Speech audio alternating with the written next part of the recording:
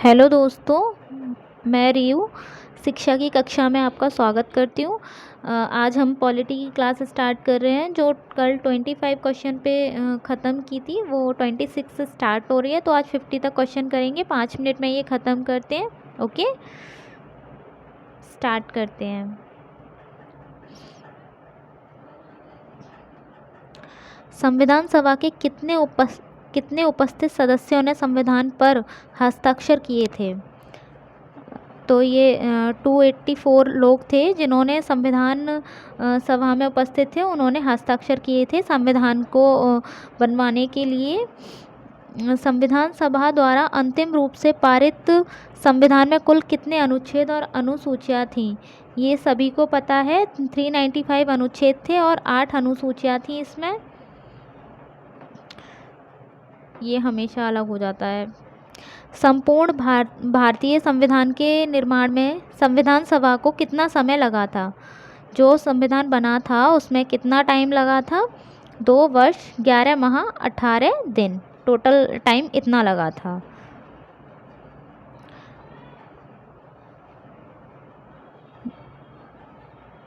भारत के लिए संविधान सभा की रचना हेतु संविधान सभा का विचार निम्नलिखित में से सर्वप्रथम किसने प्रस्तुत किया था? ठीक है, तो ये स्वराज पार्टी ने 1924 में प्रस्तुत किया था सबसे पहले। भारतीय संविधान सभा के प्रथम दिन के अधिवेशन के अध्यक्ष, जो फर्स्ट डे था संविधान सभा के अधिवेशन का, उसके अध्यक्ष कौन थे? तो इनके अध्यक्ष डॉक्टर सच्चिदानंद सिन्हा थे। ये अस्थायी अध्यक्ष भी रहे थे। भारत के संविधान का निर्माता किसे माना जाता है? तो बी आर अम्बेडकर को भारत के संविधान का निर्माता माना जाता है। इन्होंने ही एक्चुअली रखा था संविधान के लिए। भारत का संविधान लागू हुआ था। भारत का जो संविधान है वो 26 जनवरी 1950 को लागू हुआ था। भारतीय संविधान सभा में महिला सदस्यों की कुल संख्या कितनी थी?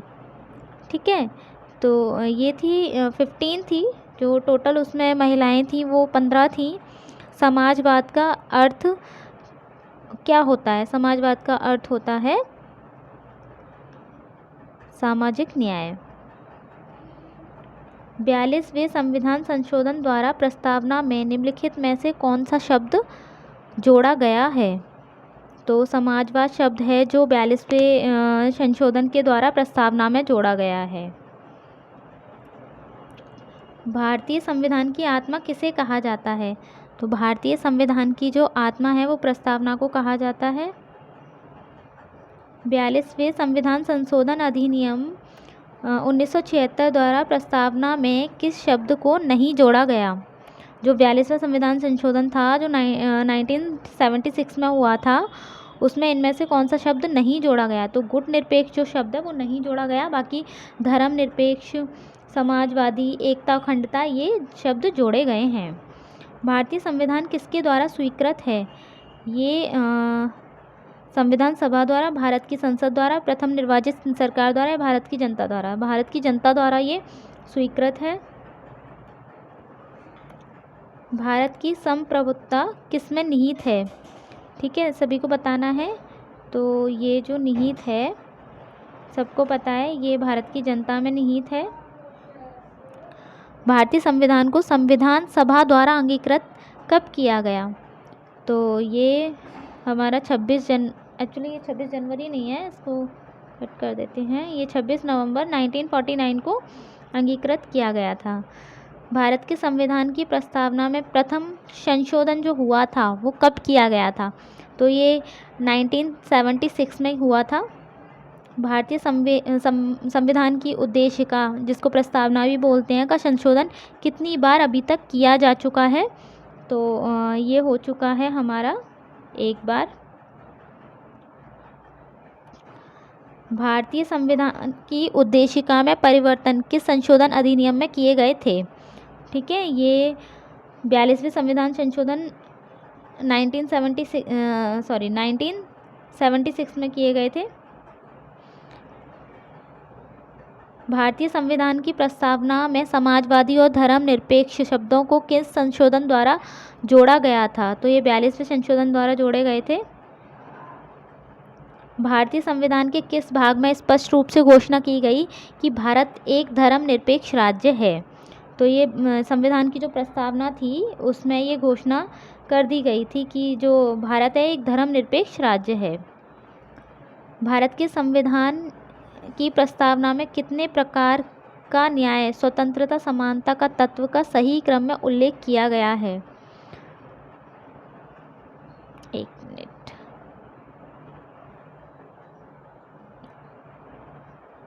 एक्चुअली ये क्वेश्चन पूरा नहीं है तो इसको अभी कट करते हैं, हम नेक्स्ट में ले लेंगे इसे। ओके। भारतीय संविधान का प्राधिकार स्रोत कौन सा है? तो ये भारत के लोग हैं जो मेन हैं इसमें।